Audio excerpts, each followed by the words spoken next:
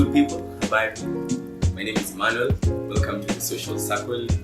We are on another episode on the mini-series Men and their perspectives, or the issues, as they also like to say, the issues they face.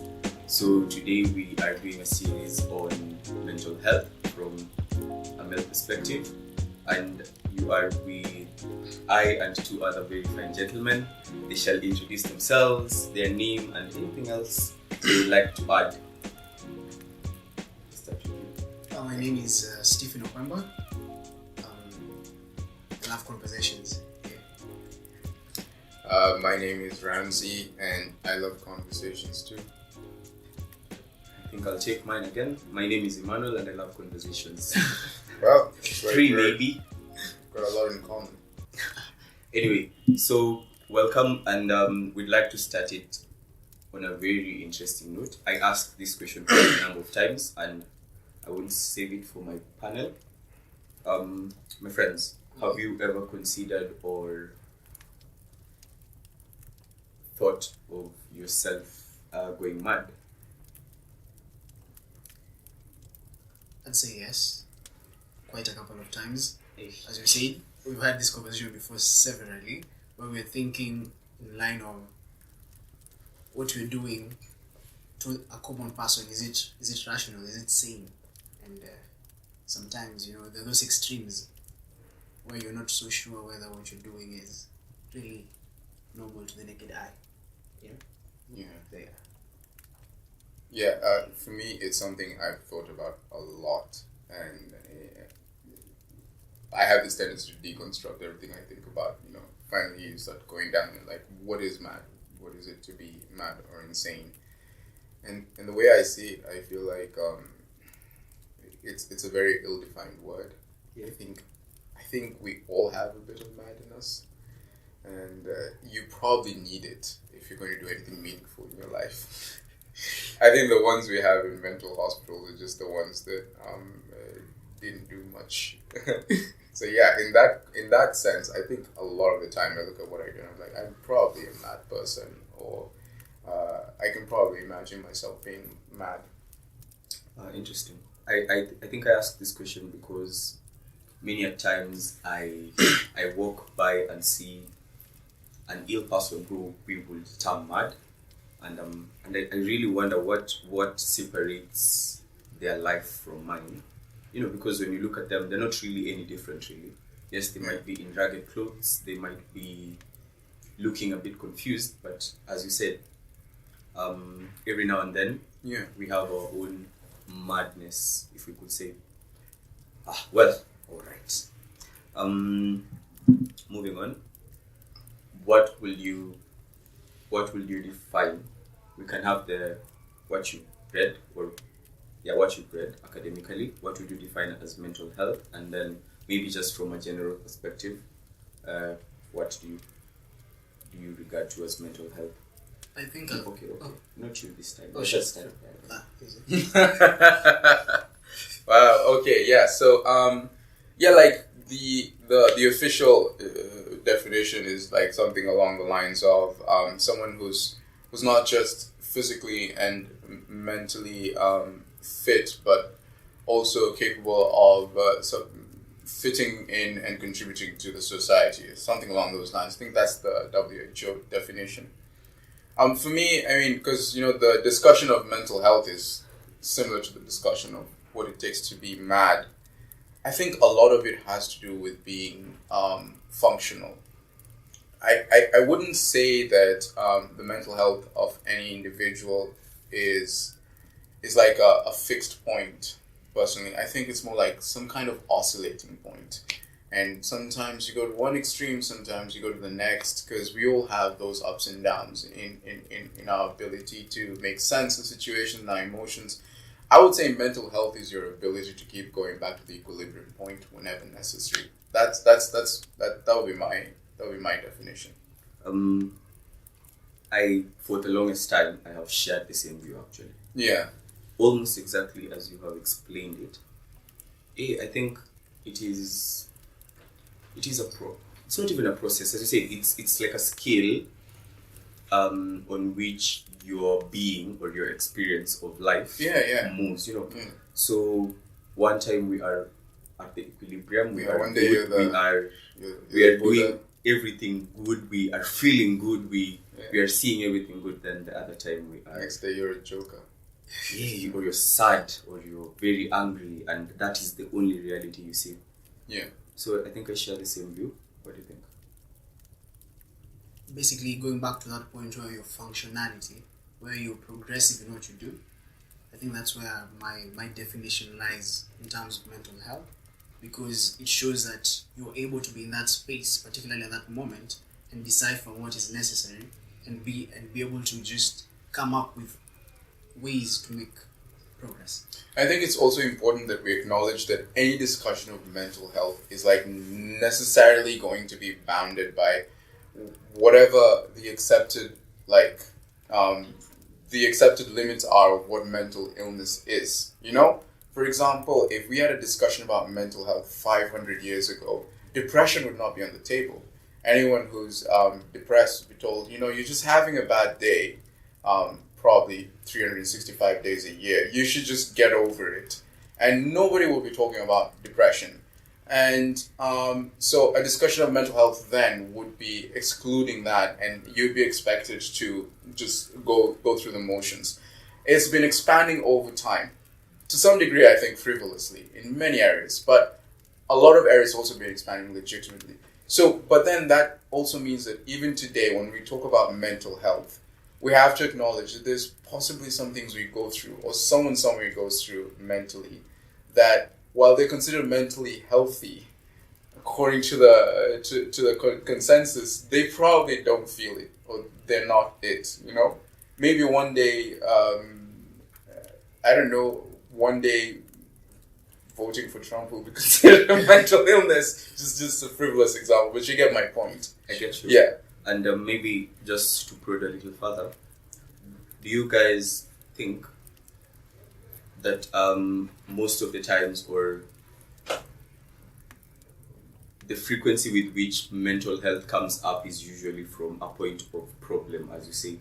So when we are all looking jolly, when we are all looking happy, when we are all looking functional, it's quite difficult for us to bring in a conversation on mental health. It's only when we feel pushed to cite cases of depression, cases of anxiety. You know, because you see, we've agreed that it's just an ability that we have. In my experience, I have realized anytime the discussion on mental health comes up, it's very rooted in this other scale, if we could call it a negative scale. You know, it's just on depression, on anxiety. So do you think that perhaps a condition of being extremely happy might be a mental health issue? Like, this person is just never sad. They can't be.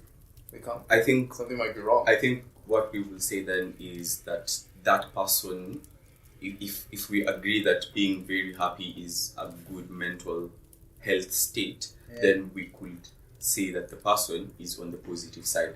Then maybe you remind me of something that we were speaking about earlier, mental wellness. So if you told me that this person is happy, just warm, you know, all these things that we would consider to be good, then I would say this person has very good mental wellness. I don't know if then that gives you an idea of what I will define as mental wellness. Taking you back to the conversation bit of it, I tend to think that people, especially the ones you live with, they can't get themselves to that point of knowing when you're not okay. Because let's say you've grown up there, they've seen you being this person. Sometimes you're up, sometimes you're down, and then rather low. And then now you come up with an interpretation of, hey, I'm depressed. Hey, I'm not okay. My mental wellness is not working. You know, I feel like it requires a bit of should I say medical angle to it. When do we say that this person is actually not okay? It's an interesting thing you bring up, because I think what we're all hitting on here is that the definition of mental health and mental wellness is sort of inverted.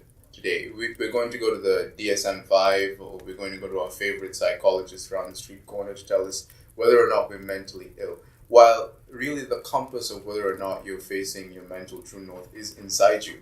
Ultimately, your mental health is something you determine for yourself. It depends on how you feel from one minute to the next. Am I mentally healthy now? I mean, it doesn't matter if I look like the most depressed person on the planet on the outside. If I feel contented and peaceful inside, then I'm okay. And which brings up the question then, if someone does not feel okay, can we say that they legitimately have mental health issues? Now, I think here we have to also introduce the issue of like frequency and duration. It's like what we were saying, if everyone is oscillating, say you are feeling sad or you're feeling particularly down right now, and it lasts for a day and then it goes away. Or at least you can pinpoint the exact reason why you're feeling sad. So, you know, like there's this cause and, you know, if I take it away, I won't feel sad anymore. Then it might be a bit like we're reaching if we say that you have a mental health issue. But say you're feeling sad day in, day out. More importantly, you can't pinpoint the reason why you're feeling sad. Then there might be a legitimate case there. In that case, I think we can talk about particular feelings, negative feelings within the individual that are both prolonged and frequent and don't seem to have any clear cause. I would say that's, I mean, this is totally from a non-professional point of view, but I would say that's something that would guide me. And maybe just as we finish off this definition part of it, from what I gather from what you're saying, I tend then to think that perhaps it is important for us, by us I mean, humanity sounds too big, then as a society or as a community, or in whichever small groups that we live in, then is it proper to say that it is important to have a shared understanding of then what this scale of mental health is, and a kind of consensus? Yes, so that then, as you say, when it is too frequent, we can know when it becomes too frequent, how many days, how many instances do you have to go through so that we say, oh, okay, that person has mad anxiety, you know, or that person is depressed, as we say, you know. There are probably definitions for each of these. They're in like the APA, the DSM-5, definitions for what it takes for you to be diagnosed with neuroticism, anxiety, what is this thing where you're like hyperactivity and so on. There are definitions for that for sure. I think the psychologists have done a good job of that. We probably have to defer to them on that topic. I just don't remember the definitions of it, but yeah. All right, we'll take that up later. On to our country. Do you think there's a mental health crisis in Kenya? Even before we go to the gender side of it, from which we can speak, just generally, do you think there's a mental health? The statistics seems to suggest so. Also going by what's there on social media, I think so. The number of cases people are killing each other, you know, kids killing their own parents, with the pandemic happening currently, and the number of cases being reported, I think it is. It is. I would like to concur because just this morning I was reading about the story of that young man in Kiambu, a 22-year-old, murdering his own family. I really wondered, how far from yourself can you get for you to do that? And then if we were to upscale it, of course not everyone is murdering their family, but I would agree from my friends, okay, not you, maybe, I don't know, maybe not really you, but from relational experiences I would say people my age especially, we have quite a number of mental health issues that we are battling. We may not talk really openly about it, but it really shows in the way we live, the lives we live. Yeah, it's interesting you bring that up because it's just something that's come to my mind, and I would ask you guys, would you categorize psychopathy as a mental health issue, like a mental illness?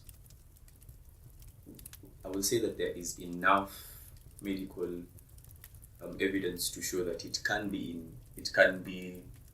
how is it? It can be a medical matter, not really a social issue. But I would say yes. I would say it is a mental health issue, because I tend to think that mental health, as you said, the understanding of mental health is internal at the very basic, yes? Yeah. And so if my natural or my learned behavior is psychopathy, then I would be confident enough to say. Well, if you're a psychopath, it isn't learned. You were born like that. You can have the most loving family, the best upbringing in the world, and For real. you're still gonna have zero empathy, and killing your entire family is still possible. I'm just thinking from a perspective, maybe this 22-year-old boy was a psychopath. Now thinking in those lines, I feel like going by what is acceptable by society. If it's beyond the norm, then yeah, it can be categorized as such, as a mental issue. Okay. Yeah. Because like you can pinpoint it to a physical thing, right? Like psychopaths they have a smaller amygdala, the thing that processes emotion, right? So it's not that they're particularly sad or disturbed. They just Have a lot of empathy. exactly. They like to blow up shit, you know. Okay, just maybe to prove that line further, and not necessarily of psychopathy, if we were to scale it just down a bit to those people around us. Yeah. That we know that you know someone, you're like, this person is so removed from warmth to other people, Yeah. I then tend to wonder if we can accept that some of the mental health issues that people face can be medical. Does that then mean that there is no hope for them in terms of getting to this positive side of the mental health? Oh wow, scale? it's a sad topic actually, and tying into the thing you said about mental health being a crisis in Kenya. Not only do we believe so, but it has been declared so by the president, right? So like, just last year but one, the Ministry of Health put together a task force on mental health because they felt like it was going out of hand. The WHO says that we have 500 psychiatrists for a population of almost 50 million. Yeah, and 49 nurses or something. We don't have nearly enough hospitals, nearly enough psychiatric wards within these hospitals.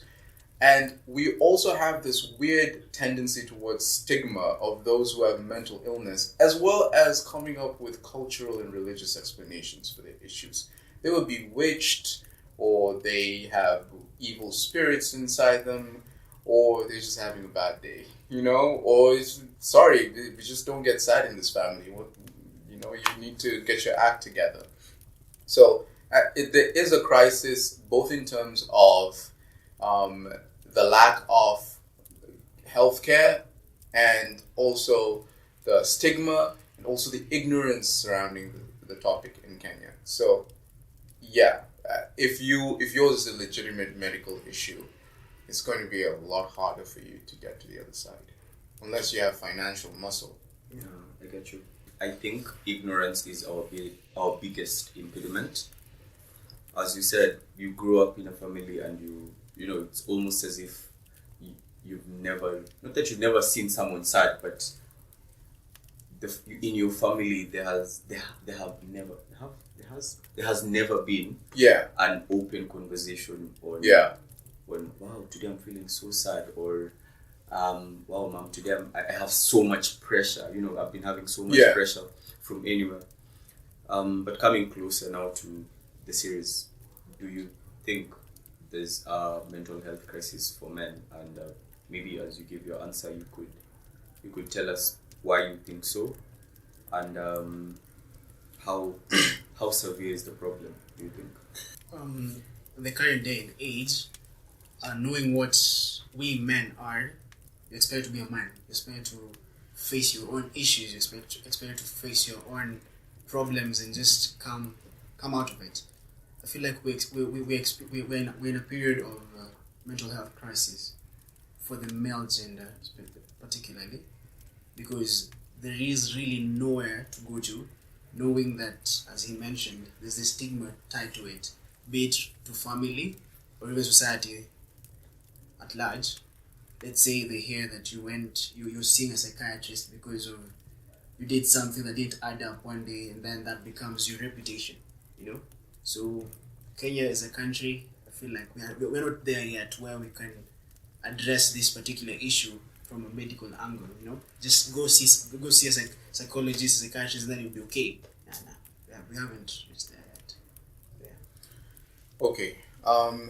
For me, I think there's a mental health crisis for men, both globally and locally. Particularly globally. When I say globally, I'm referring to the West, because it's the most cited in media. It's what's most visible on social media. I don't know what the Arabs in Bahrain are going through. They're not particularly loud on Twitter, but when it comes to the West, there's an issue, and it has to do with the kind of cultural shifts our society is going through. You know, I would say that there are a few things going on. First of all, we have a demonization of masculinity based off of the overall consensus that we have some kind of tyrannical patriarchy ruling the society that we need to put down. But patriarchy is by its very essence masculine. And therefore, we start to come up with concepts like negative masculinity, and young boys who are growing up might not be able to play or express themselves because they're going to be put down for fear that they might grow up to be tyrannical patriarchs if we encourage that behavior. Yet, in this, there is a blindness to that which has defined the man throughout the ages, and that which has been very useful for a man to be able to survive and thrive in society throughout the ages. In a sense, by demonizing the qualities of masculinity, both the ones that are legitimately bad, as well as the ones that are not, the ones that just get caught in the tide, the thing is, we kind of make society gynocentric. It starts to revolve around the woman. Now it becomes that since the man is evil, you know, good and evil cannot exist without each other, and evil cannot exist in a vacuum. We must define something as good. Now we start looking at the things that are traditionally feminine, like empathy or niceness or overall, like being gentle, being quiet, and so on and so forth. Now, arguably, part of all the problem is also the birth control pill. Yeah, controversy, but allow me to explain. Shoot! Yeah. We go here, we go real far. Anyone can argue that one of the greatest coups for feminism was the birth control pill. It's not only the birth control pill, but also no-fault divorce, okay? Mm-hmm. Which is before no-fault divorce. You had to have a reason for divorcing your spouse. You couldn't just wake up one day and I don't feel like this marriage. Okay, I'm walking out. You had to have a reason, either it was infidelity or some kind of violence or something like that. But then no-fault divorce gets instituted. And then, number 3 is the welfare state. I'm talking about these things entirely from the perspective of the West. So, birth control pill means women aren't obligated to they aren't obligated to worry about having children. So obviously, they can have as many sexual partners as they want. Number 2, no-fault divorce means that women can leave marriage as well as men for whatever reason. Now, interestingly, the statistics say that after no-fault divorce, 70% of marriages are started are instigated by women, interestingly enough, even though both men and women can leave for no reason whatsoever. Welfare state means that a woman can divorce a man and still get support from the state to take care of the child, on top of child support. Let's not forget the kind of family law situation in the West that heavily favors women and mothers, right? So in such a situation, the value of the man is greatly diminished. Well, I don't particularly need to care who I sleep with as a woman because I can just take the birth control pill. I also don't need to stay in a marriage that I feel has issues because I don't need to work it out. I can just leave. And since I'm entitled to 50% of your stuff anyway, it sounds like a great investment to marry in the first place. I can just cash out later. And then finally, the welfare state means technically the state becomes the husband to all women because it can provide for them. I'm not particularly faulting women for any of this. I'm just trying to point out some of the possible causes that led to the decline of the nuclear family. Because from then on, we had a lot more single mothers, we had a lot fewer nuclear families, and we had a lot of children growing up without father figures. Now, combine that with a gynocentric society where the male is sort of demonized and the female is praised. Combine that with things like affirmative action, where girls are encouraged to, like the sky is the limit, but boys are, suspiciously it's quiet around boys. And you kind of see a situation where little boys have neither role models nor any kind of structure within which to form their worldview. And it's even worse because we have technology today. So not only do we have a lack of value and structure for little boys, but we also have all these rapidly changing situations in the world because technology makes it possible to go into any career you want, do anything you want. So the world is rapidly changing. And even now we have revolutionary applications like Tinder, which pretty much reduces relationships to a transaction. I swipe left or right, we get to hook up and it ends there. Now, everyone you see around you seems to be like more of a means to an end. How can you help me achieve an orgasm? That's pretty much what it is, okay? And in such a situation, you can't even teach the right relationship principles on how to deal with relationships, and no one is going to want to stick around when a relationship gets difficult. This also continues to fuel the fires of single parenthood because nobody wants to stick around. When you have little boys growing up in an environment like that, they lack a sense of direction. And the end result is that either the boys become feminized, they kind of get with the program of gynocentrism, or they become highly rebellious. And we have a lot of statistics to show that as well. Today, the vast majority of suicides are male, the vast majority of incarcerations are male. Now, this trickles down to Kenya, where in Kenya, it's even worse because here, a lot of what is defined around what a boy should be is in terms of what value can provide to society. Like how much do you make, how much do you contribute, and so on and so forth. And don't forget that Kenya, like the rest of the world, it's absorbing the same culture, the same gynocentric culture from the West. So we're kind of rolling downhill, snowballing along the same trajectory.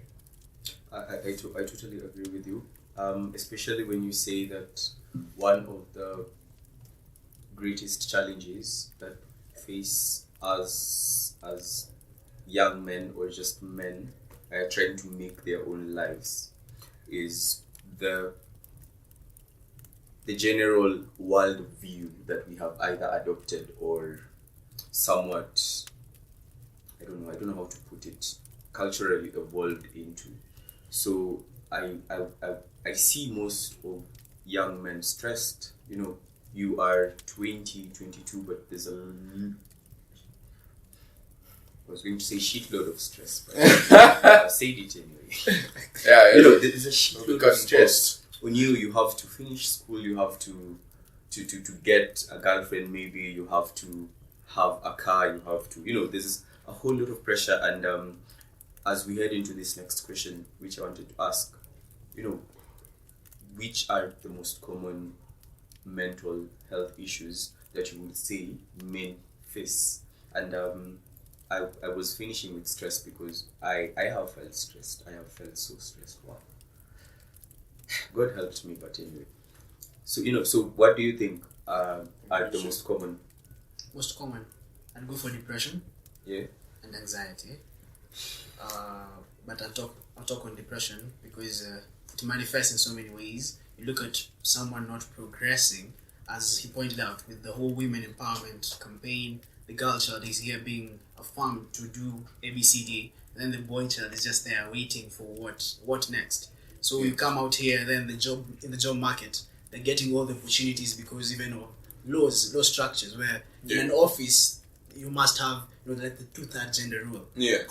So they get the opportunities as early earlier than you, Yeah. you the boy child. Yeah. So you kind of see many guys around the age of 20 to 30 falling into alcohol addiction.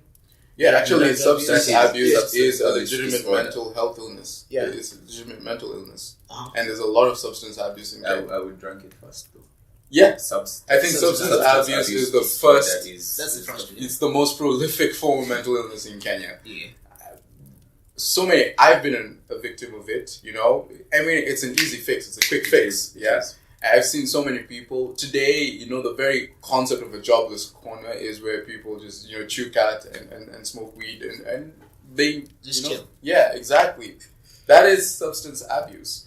And we don't have productive members of society based off that. I like to say that you can judge the values of a society by its music.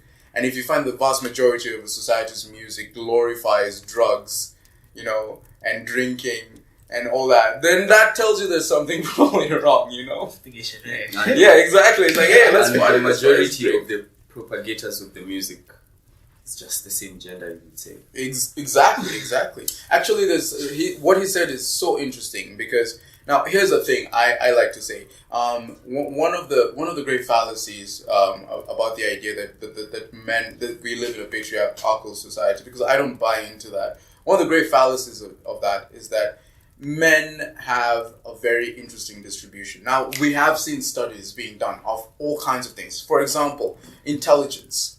Yeah, if you look at the distribution of IQ levels among men, it's usually very flat, which means we have a lot of stupid men, a lot of extremely stupid men, a lot of extremely smart men, and then we got a balance in the middle, about 50%. If you look at the IQ distributions for women, it's usually a lot narrow, which means most women are around average IQ. Okay? And then we have extremely intelligent women, extremely intelligent men, extremely stupid women. But now, I know it's a bad term. Let me be politically correct. Extremely low IQ. But now here's the thing. There are way more high IQ men, like say, pick a number, above 130 IQ than there are women above 130 IQ. And there are way more extremely low IQ men, like say below 70 or below 60 than there are women below that. And there are way more women of like 100 IQ than there are men. So on average, women are smarter than men. But there are more men at the extremes than there are women. What does this tell you? At any given time, and they've done this with height, they've done this with a lot of things, done this with income, any given time, the distribution for qualities among men follows something we call a Pareto distribution, which means we've got an 80-20 kind of balance. 20% are going to hold 80% of the value, and 80% are going to kind of fight over the scraps. They did a study on OkCupid and Tinder, and they found that if you survey men, 50% of men rate 50% of women as below a 5 on a scale of 1 to 10 hotness, and they rate 50% of women as above a 5 on a scale of 1 to 10, which makes sense because you'd think 50% of women would be below average in appearance, 50% would be above average. When they get women to rate men, do you know that 80% women rate 80% of men as below average in looks, while only 20% of men are rated as above average? This tells you that on Tinder, for example, 80% of the women are going for 20% of the men. Throughout history, right, due to things like polygamy and the way things were, like women's tendency to go for the best males in society, most men had a lot of wives, while a lot of men had no wives at all. Okay? Even today, if you look at a lot of the things that feminists complain about how we have so many men in power, how we have men ruling over women and so on, this is a small minority of men. This is a small minority at the top that feminism particularly targets. And I agree with them. You shouldn't have a particularly small minority ruling everything. But they seem to ignore this large body, I call it the silent grave of ignored men that do things like work construction sites, do janitor work, okay? Work on the roads, clean our drainages and so on. If you go and tell your average guy at a Mjengo site that he is being patriarchal and he is mistreating women, he's going to tell you you're crazy. I can't even get a girl to say hi back. You know? Most women pay attention to that 20% of men. Okay? That means 80% of men are suffering. They have no money, which means considering that women have much higher expectations of men than men have of women, they are not particularly attractive to most women. So they are going to suffer more in terms of getting a partner. They have the same expectations placed upon them that the top 20% have, despite having lesser abilities, so they're going to have more stress. And on top of that, the world is telling them that they're evil simply because they have male genitalia. They're evil because they're men, they're patriarchal. And affirmative action makes it so that they're less likely to finish school, more likely to get in jail, less likely to get into university, less likely to get some Drug addiction. Exactly. So what outlet is there for such a man? He's going to go on drugs, he's going to steal, he's going to sing music, and because his biology tells him that, his main focus is going to be to have sex with as many women as he does, because he knows it's a competition out there. It's cutthroat. It's a dog-eat-dog world. Yeah. Wow. Mm-hmm. Moving on, I was curious, or I am curious. What do you think are the greatest? I think we have brushed across quite a number, but what would you say is the most, or what are the most causal agents of mental health issues? Like, what are the triggers for men, we would say? Maybe if I could go first, I think our social structure is quite confused, if I may say, because we want to live in a westernized way. We want to live a westernized life, but we are unable to move as fast in terms of our mental understanding. Case in point, as we would say that it is backward for us by us I mean Kenyans, it is backward for a Kenyan man to say that, I cannot feel depressed, I cannot feel sad because, come on, I'm an African, minimum Naomi, that's nothing, Yeah. But at the same time, we want to enjoy lives that welcome this depression or this sadness. So yeah, I was just thinking that the way our lives are set, yeah, it's like a hot pot of brewing depression waiting to erupt. Personally, I think societal expectations. Exactly. Societal expectation, I think, is the word, in the sense that as a man, you're expected to do certain things, and because of the nature of the environment we're in right now at the moment, we have to fight for those opportunities right now. You see, and to add on to what we said earlier with the women in play, so the market share of how much opportunities are there are kind of limited. So once you reach a certain stage and you cannot get married, you cannot provide, you don't fit what society expects you to be as a man. Yeah, you just expect the next thing to happen is that you fall into depression and whatnot. Find those pleasure, satisfaction in things like drugs. Yeah. Okay. I have two perspectives in this. And the first one is very depressing. You have the option to hear it. Or you can just choose the second, which is a lot more promising. Now, let's just go with the depressing one first, then the promising one. We'll take them all. I think that it is inevitable in any society that a portion of the society, particularly a male portion, is going to lose out simply because of how natural selection works. We have losers, we have winners. We have men who are never going to reproduce and their line ends with them. We have men who are never going to make it in life. We have men who no one is going to pay attention to despite their mental illnesses. It's a very depressing take. I kind of think it's a lot more realistic though. But I have something a little more hopeful. Tell us. Second perspective is this. I think we need more complete families. We need less single parents. It's that simple. And this partly is a duty of a man in our society to take up responsibility and father their children, and work harder and provide for those children and guide them. A lot of the crises we have, both among men and women today, is because they don't have enough role models in their youth.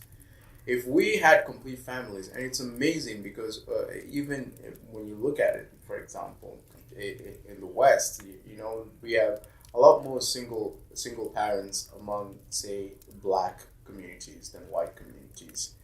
And all this starts, because it hasn't always been like that. Black communities have always had complete families.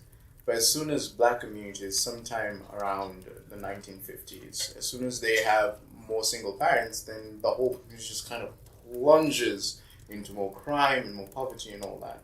There is a correlation between having both parents and being able to be a contributing member of society later on in life and succeed in life. I think that's something we need to do. Second, I think we just need more mobilization of men among themselves. We need some kind of society, some kind of clubs for boys, where they can go and play football and learn a few things about how to make themselves better human beings, where they can go and get mentors, where they can go and learn new skills like woodworking or programming or carpentry and all that. This is a grassroots solution, and it's the kind of solution that you can't implement alone. It requires kind of a whole community's effort. Finally, I'm going to say this. I'm not saying that men need pity. I don't think pity helps. I don't think pity particularly helps men. I don't believe in that. I buy into Jordan Peterson's philosophy that the thing that makes a man particularly satisfied with his life is being able to fulfill his duty. Because men have this innate need to provide and protect. And when he can fulfill that duty, like take care of his family, contribute to society, see that he is part of a whole and do stuff, then a man feels content. That's what we need to help boys feel. Make them more responsible, make them able to fulfill their duty. That's my take. Yeah, and I have had the same views for the longest time. You say complete families, and what comes to mind for me is the whole the ideology of what a family entails, especially for our Kenyan context, has quite evolved into something else. Yeah. From personal experience and close relation, it is almost as if our parents feel like once they've given you food, once they've given you a shelter, once they've taken you to school, then now you're good. You human being, continue and finish your life. Yeah. And yeah, I totally agree, because I also feel the same way. One of the reasons why most of my male friends and most of the other young boys I see coming up feel disabled, if I may say. They feel alone. They feel like they're just floating somewhere. Yeah. It's because there's no one who's shown them that you can live this type of life. You can band with groups, as you say. Playing football. That's something good. And so maybe. And the important thing is that this solution does not even pit men against women. It's just men focusing on themselves and becoming better men. It doesn't have to be a battle. I feel like a lot of these things are always a battle. It's like, oh yeah, you've always had the advantage. Let's put you down for a minute so this other person can. No, just focus on men among themselves. On the social club thing, I don't know if you guys are conversant with the Masculinity Saturday thing. You've heard of it? By Americs. Yeah. It's controversial. It's I'll tell you that. but what do you guys think? Do you think it's a conversation in the right direction in terms What of... is the conversation? It's around masculinity. A lot of it has to do, if I'm being entirely honest and fair, has to do with how men should behave with women. Okay. Right. Which I personally think, well, it's a step in the right direction. only stokes the fires of the battle between the sexes. I get you, and maybe as we move on, I think we will agree that we all understand, or we all come to the conclusion that it is not really a matter of they have better mental health because of the empowerment they're getting. But now, to be fair, like, because I feel like a lot of people only know America's with Masculinity Saturday. Okay, first of all, even with Masculinity Saturday, he's helped a lot more men get comfortable. Sometimes you need extreme language to help people get comfortable. Sometimes you need to tell people, oh, you're a simp and you need to stop. That's the word simp is so controversial. And it helps them get out of their rut, this pity party, and do something in their lives. But even more importantly, America's isn't just about Masculinity Saturday. America's is more generally about health. So he has Fitness Friday and something like he has something for every day of the week telling you, okay, you need to eat this is healthy, you need to exercise, you should probably do intermittent fasting and so on. And so it's like kind of like a full package. If you follow him from Monday to Monday, you're going to get a lot of valuable life advice, which if you apply with discernment, knowing, what to pick and what to leave, you could actually see a lot of improvement in your life. So I'll give him credit for that. Easy. So as we come to a close, moving forward as the world or as the society we are in right now, in recognition of COVID, in recognition of a very botched academic system, in recognition of severe unemployment, in recognition of emerging social constructs and everything else. What do you think is going to be the state of mental health for men? We could start with that. What do you think is going to be the state of mental health for men moving forward? Maybe I should go first because I'm sure he'll expound on much. I feel like going forward, there is a crisis. We're headed for crisis. We really have a crisis. There's already more crisis. Yeah. Because I tend to think most of these problems is they emanate from the social structures, but it starts from the family at home. With recent revelations, so many single parenthood, I feel like that's where it starts. If we don't address that core issue, such that people are able to just stick together as families, we'll bring forth boys. We'll bring up boys who don't really understand who they are in the society, because even our parents right now, they don't see life the same way they saw it when they were boys. The issues we're facing right now, they never faced them. So when you approach them with an issue you're facing, more often than not, chances are he'll just dismiss you, because he doesn't see it for what you see it as. Yeah. Speak some hope to us, please. I just got 10 words for you, man. It's going to get even worse before it gets better. Okay, then real quick. Not really from your own experience or just from what you've read, what would you say are some, not really hacks, but simple ways to manage your mental health such that the scale is always on this positive side? Always have a sense of purpose. Always have something you're working toward. That works for me. Because life is pointless otherwise. On top of purpose, meditate, keep fit, exercise, have enough sleep, stuff like that, and always focus on yourself. Focus inwards rather than outwards. That way you're able to just, bring something forth rather than pressures. And don't watch the news. And don't watch the news, eh? Don't watch the news. Yeah, find me on my status update and YouTube. It's a perfect way to be depressed. I think one way out is in more socialization. Then let us have more playing fields being built. Let us have more bands being formed. Let us have more youth groups being registered. I say this because from my own experience, when I was down in the pits, what brought me out was reaching out to other people. It doesn't necessarily have to be speaking about fear or sadness, depression, everything. but just the continuous understanding of life of my life as part of a greater life out here. You know, it sort of just anchors me to understand that life gets better, and and all these things that I'm going through can be worked out. Otherwise, that is the time we've had for this session. And maybe any final remarks as you plug yourselves.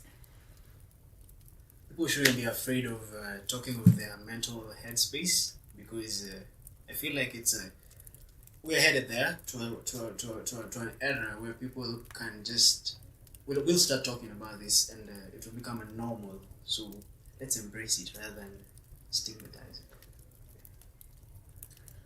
I would encourage curiosity. Be curious and learn more. We live in a fantastic time. The richest man in the world can solve differential equations, knows what a Lagrangian is, and has a PhD in theoretical physics. In what other universe do you imagine that a nerd of that caliber could be the richest man in the world? So go learn. Go learn as much as you can. It opens your mind up. And it really helps you to deal with your demons. That's what I would tell people. You guys don't have anything to plug? No, unfortunately not. You're not singers, dancers, eh? Let me get it. Everyone is a singer or dancer.